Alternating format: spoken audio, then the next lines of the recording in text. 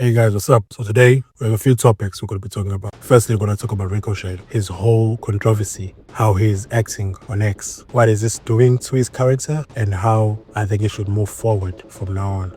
Then we'll talk about Oba Femi taking the Brock Lesnar Open Challenge, the timing, about how he's just already challenged Brock Lesnar instead of waiting until WrestleMania. We're going to talk about my fears with the match, a little bit of history, and just my overall excitement or lack thereof. Then we're also going to talk about the Cody versus Randy Orton main event. We're going to just touch a little bit on the Cody Rhodes controversy. I'm going to talk about a little bit of the Randy Orton direction they're going right now, how I hope the match pans out, and what I think would happen if the worst case scenario happens.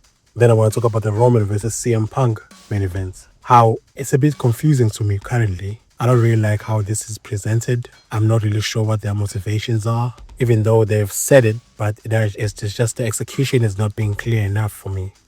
Okay, let's begin. Ricochet. I remember when he went to AEW, I was extremely happy.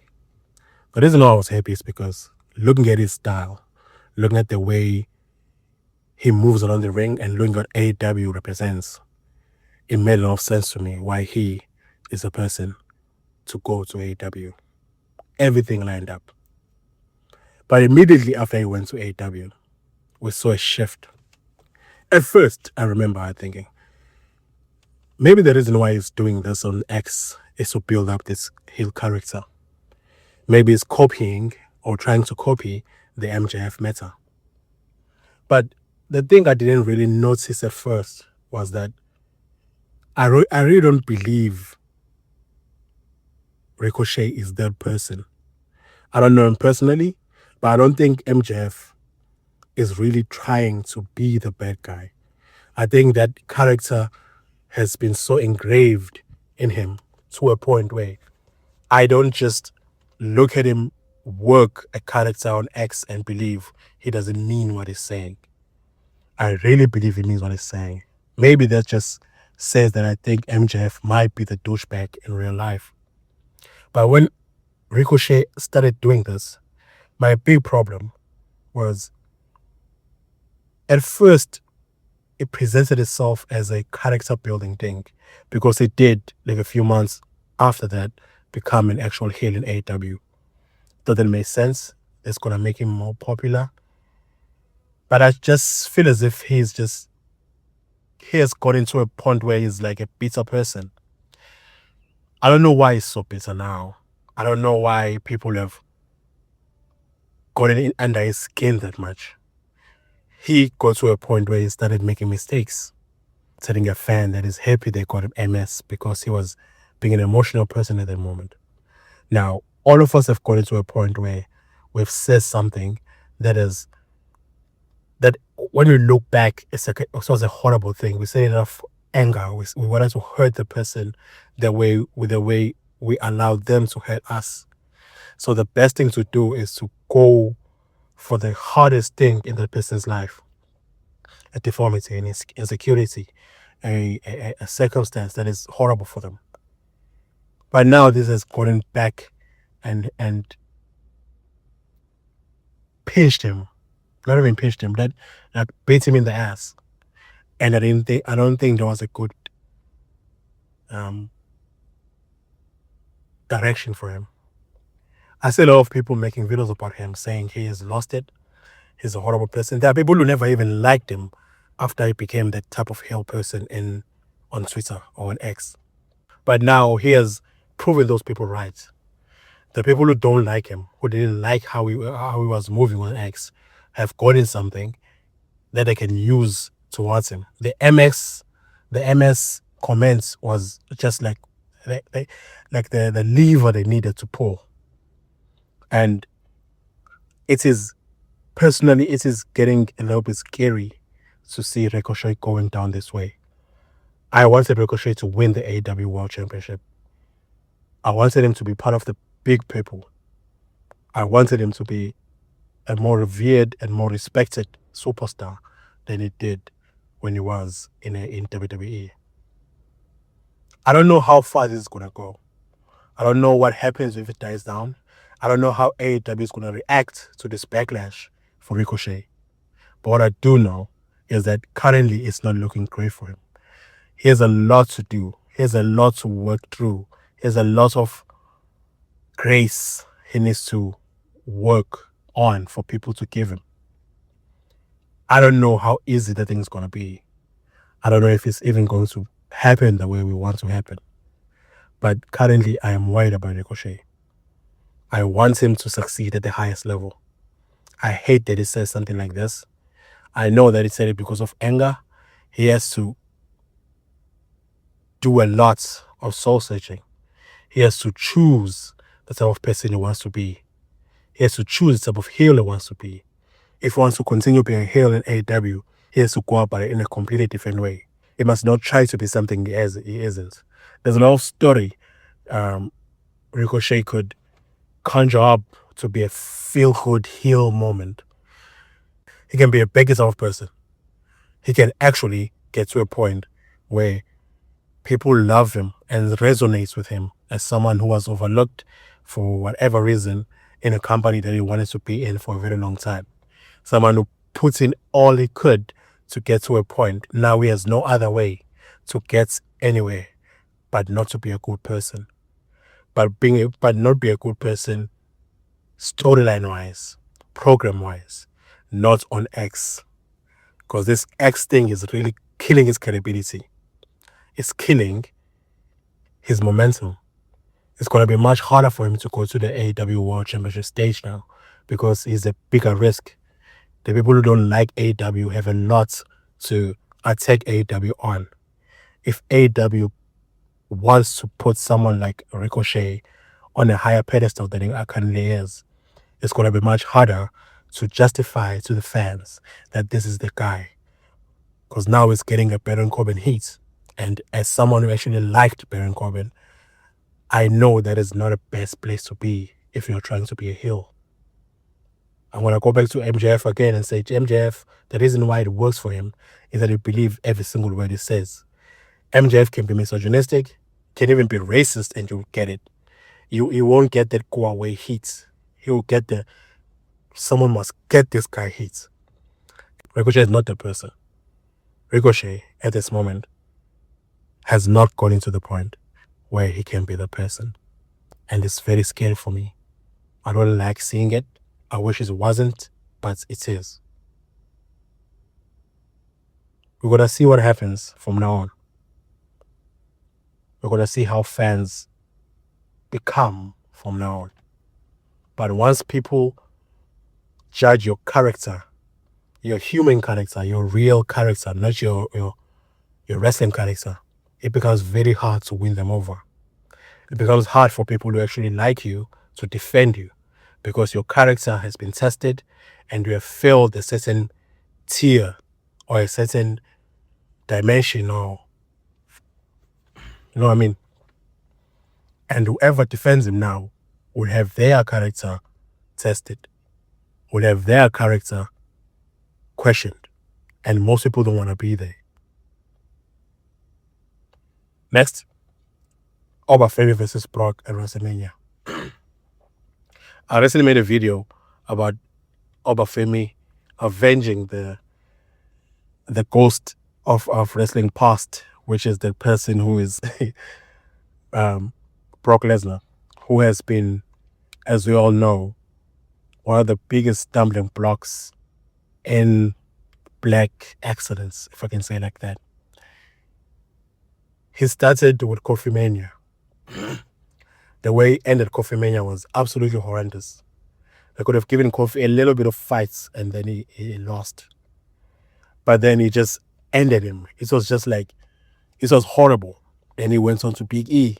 He went on to Bobby Lashley. Bobby Lashley was even written off and he didn't even pin Bobby Lashley for his title. Even when they tried to do the Bobby Lashley versus Brock Lesnar feud, it wasn't good. It was horrible because whenever Brock Lesnar was face-to-face with Brock Lesnar was extremely disrespectful or belittling to Bobby Lashley. And I didn't like that. The feud that was supposed to be much better, a feud that all of us wants it to be much better, didn't really work. Because to us as fans, WWE had already established that Bobby Lashley is nothing to Brock Lesnar. Then you have Big E, who he beat in day one. Big E was obviously one of the biggest people, or one of the most desired people to win the WWE Championship. He was willed into existence like Kofi Kingston. He is a heavyweight and he's beloved. He has great wrestling matches. But then they just ended it with Brock Lesnar. I understand that we shouldn't make everything about race. It is actually not a smart thing to make anything about race. But when something is presented in a certain way, consistently and repeatedly, you can only you have no other choice rather than to just ask the question, is this a race thing? Now, I know that Oba Femi challenging Brock Lesnar is not for the title. But Oba Femi is someone who is realistically a Brock Lesnar match. Bobby Lashley was a Brock Lesnar match, which gets me to this point where I'm getting a bit scared. Brock Lesnar has credibility in and outside of WWE. He's an octagon thingy. Oba Femi doesn't. Oba Femi is an NXT call-up. Oba Femi, it is very sexy to think that Oba Femi is the person to take out Brock Lesnar. Too many things align. Brock Lesnar is about to retire. He's old. And we need someone to take the Brock Lesnar space. Someone who's super dominant. Someone who is not trying so hard to be a great match person. He can sell very well too. If you really look at Oba Femi's matches, you can see he's one of the best sellers in WWE right now. But it is also, I think it would be foolish to think that WWE wouldn't make Oba Femi lose at WrestleMania. It would be foolish to think that, because maybe they want to build up Brock Lesnar. They want to build up Oba Femi more to be someone who eventually takes down Brock Lesnar. Not someone who takes down Brock Lesnar immediately. Someone who eventually gets good enough to take down Brock Lesnar. Narratively makes a lot of sense. But conceptually and historically, that defeats the purpose. If the history didn't say that black people lose to Brock Lesnar, then Oba Femi losing at WrestleMania made a lot of sense, because his whole thing then will be like, okay, Brock Lesnar is very hard to defeat. I'm going to try my hardest to defeat him. And when he finally defeats him, it becomes a victory. It becomes something powerful, something important. But now, with all the history, with all the controversy, even with Brock Lesnar's actual controversy, it becomes such a weird system for him to lose. Like, just think about it. If Oba Femi wins, he can only go up. He can go for whoever wins the WWE or the World Heavyweight Championship. And he can easily beat them without anybody fighting or saying nah. He can go after Roman Reigns, who is the biggest star in WWE. No, it was the biggest star in wrestling. And if he goes for Roman Reigns and beats him, that really makes him like the guy, believable. He's good on the mic. He has like really, you know what I mean? Because Brock Lesnar, as much as he was good, he was not that great on the mic because he had Paul Heyman with him. He got better as Cowboy Brock, but he was more of a comedy character as Cowboy Brock than anything else. But Oba Femi has that credibility, has that aura about his promos that says he is the guy, the monster.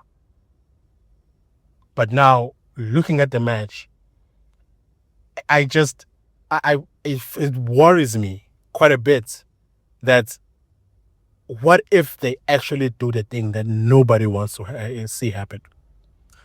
Maybe not nobody, but most people don't want to see happen. What does that mean about WWE? already Triple H is already having a lot of racist propaganda about him.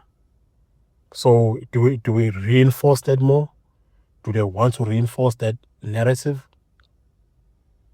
But WWE will do what they want. And what I've noticed about WWE is they will do something horrible now, and then later, it seems like it was all part of the plan. I look at the Roman Reigns situation, but I want to talk about Roman Reigns later. But what happens if you build someone up right now greatly? Why can't you have a fast blow up? Why can't you have a fast ascension? He has everything. He's liked by everybody. He's not a race. He's not a DI person. He's legitimate in every single thing he does. But looking at WWE as a fan for like 26 years, I don't see this working the way we think it's going to work. I'm genuinely worried about this. But anything can happen. It's still early. Maybe the build up in the upcoming month is going to be phenomenal. But I hope what we fear happening does not. Next, let's talk about Cody Rhodes versus Randy Orton. I don't think I need to go too much detail here about this, but Cody Rhodes is currently not liked by at least the wrestling, online wrestling people, the IWC. The reasons are he's being pushed a lot. But the thing that put the nail in the coffin the most was him beating Drew McIntyre. Just beating Drew McIntyre after he cashed and clawed to get to the WWE scene. After losing numerous times to Roman Reigns, to everybody, he finally got there and it was just taken away from him. He's not in the main events anymore. Now, I have to preface whatever I'm going to say here with this. I like Cody Rhodes. Fine enough, I didn't like Cody Rhodes when he left AEW for WWE. He felt very sellouty. Felt like he was selling out. I had a lot of reservations and a lot of thoughts about that I didn't like. But looking at this right now, I'm almost looking at this whole story and I'm just like, okay, it makes sense. You're trying to sell, you're trying to do everything. But like, couldn't you have like done it in any other way than to do it like this? Was there no other way we could have put Drew McIntyre in the main event and Cody Rhodes? Could we not have had a triple threat? Because it has happened before where someone has won the Royal Rumble and then end up in a triple threat. We could make Drew McIntyre lose at WrestleMania if that's the case, and having been pinned by Randy Orton. But no, we have to take the title away from him and just put Cody in. Cody versus Randy Orton makes a lot of sense on paper. They are friends. Since he's come back, Randy hasn't been heel like that. And he has been teasing that it's going to turn on Cody at some point. It makes a lot of sense on paper. The execution wasn't great, but it makes a lot of sense on paper. So on the feud itself, Cody Rhodes came out for the contract signing and said, look, I want you to be the best Randy Orton. I want you to be the Randy Orton. I took it as if, okay, Cody doesn't want Randy Orton to be the friend. He wants it to be a person. Now, when I look at that for me, I look at that segment, I think Cody orchestrated that whole thing. Maybe I'm reaching, but I think Cody orchestrated Randy Orton beating him up and turning heel on him. I think when I look at that, it is Cody's plan. That's why I look at the heel turn, I'm not too impressed by it because it seems as if it was supposed to happen. Cody had like an invisible wall, an invisible pen saying, now attack. It didn't feel like a very abrupt and shocking heel turn because it was expected for a very long time. And also, we are talking about Randy Orton here, someone who is a heel for as long as we have known. But now we're at a point where Randy Orton is going around apologizing type of to everybody saying, it's just I have to get the title. For him, it's not like I'm a bad person who deserves the title. It's someone saying, I have to do what it takes. I don't want to do what I'm doing right now, but I have to do what it takes to get the title. And I don't like that. But I'm a big fan of that. But it is what it is. We hope the match lives up to it. I hope the next 4 weeks build up a story, add a bit more layers to the feud than just Randy wants the title very much, and Cody is just. I saw someone on Twitter. I think it was on Twitter or on Instagram. On Instagram, TikTok, saying, "Why is it that since WrestleMania 40, Cody Rhodes has to bleed before going into the main event? Because it did it with The Rock, it did it with what's last year's what's his name? John Cena. He's doing it now for Randy Orton. Why are we like recycling the build-up?" And I kind of get it too. It makes sense. It keeps happening, and I feel like it's not gonna stop happening because I know Cody Rhodes is gonna be in the main events next year. He is built up to be the next John Cena. We like it or not, he is the next John Cena. Or he is that John Cena right now. And if you remember correctly, as a John Cena fan, there were many periods of John Cena not being liked. So it makes sense that if a face is being disliked this much for being given opportunities like Cody Rhodes is. It is just a wrestling blueprint, wrestling fan blueprint. It just always happens. There's nothing you can do about it. It always happens. Randy Orton, though, should obviously win the match. There is no going around this part. Randy Orton must win the match. If he doesn't win, it would make no sense. Because what do you mean Cody Rhodes retained? Cody Rhodes is the face who gets beaten in WrestleMania. Or is the face that wins at WrestleMania. There's no two ways around it. There's no retaining for him at WrestleMania.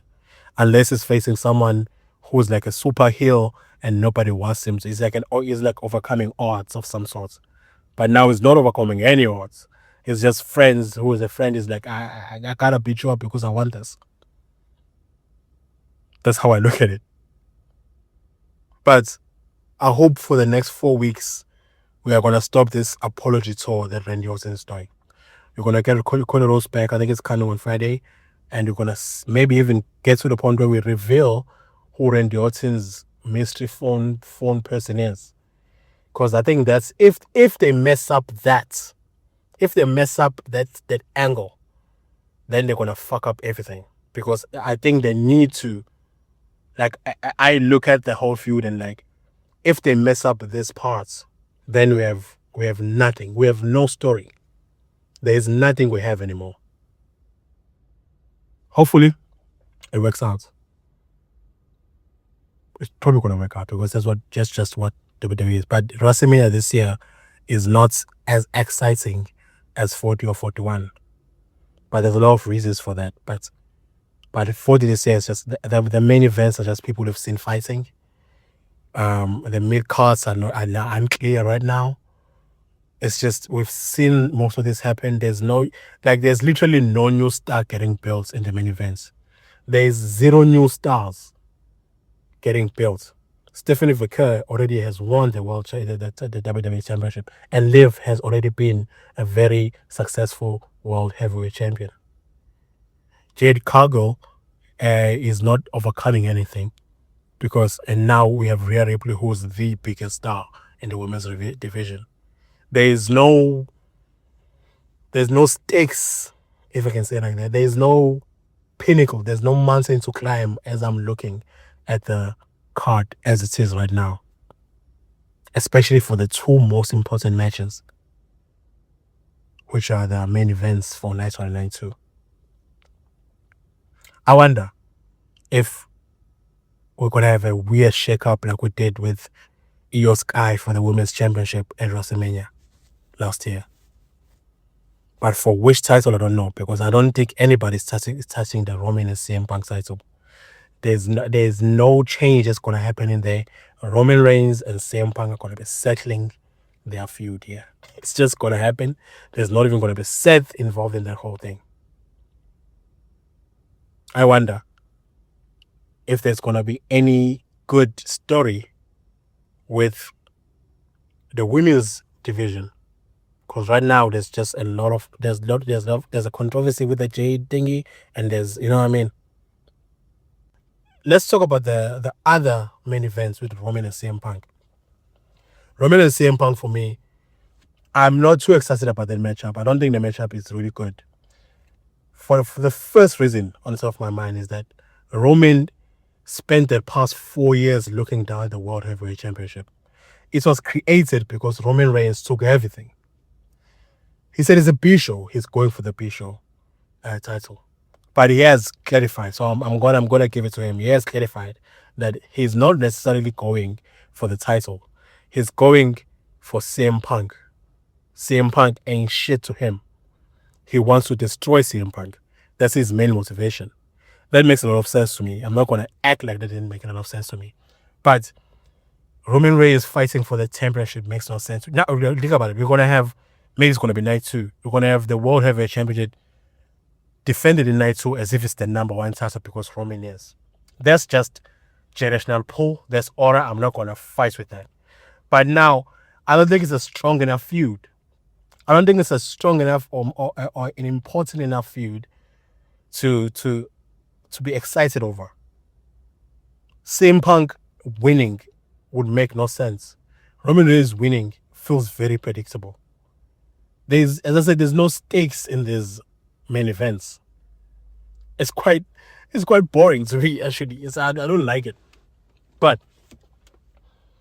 this tomato, I guess. But I would say concerned more than scared. I'm more concerned that after the match with Roman and CM Punk, what's the angle after that?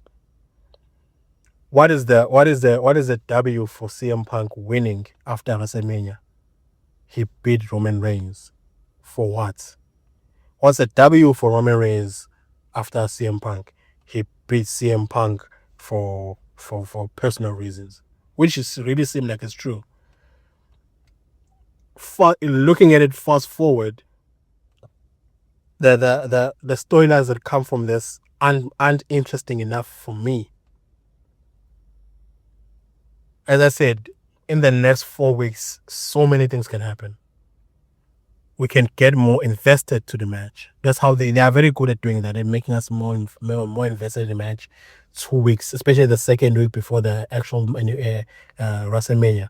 There's something that happens in that week that just gets us very hyped. And hopefully they come with that. But as it stands right now, these 2 main events serve no greater purpose for the product. They are just very money orientated. Cody Rhodes is a big pull for the fans. Randy Orton is a big pull for the longer time fans.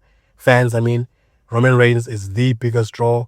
CM Punk is also one of, if not the second biggest draw in WWE.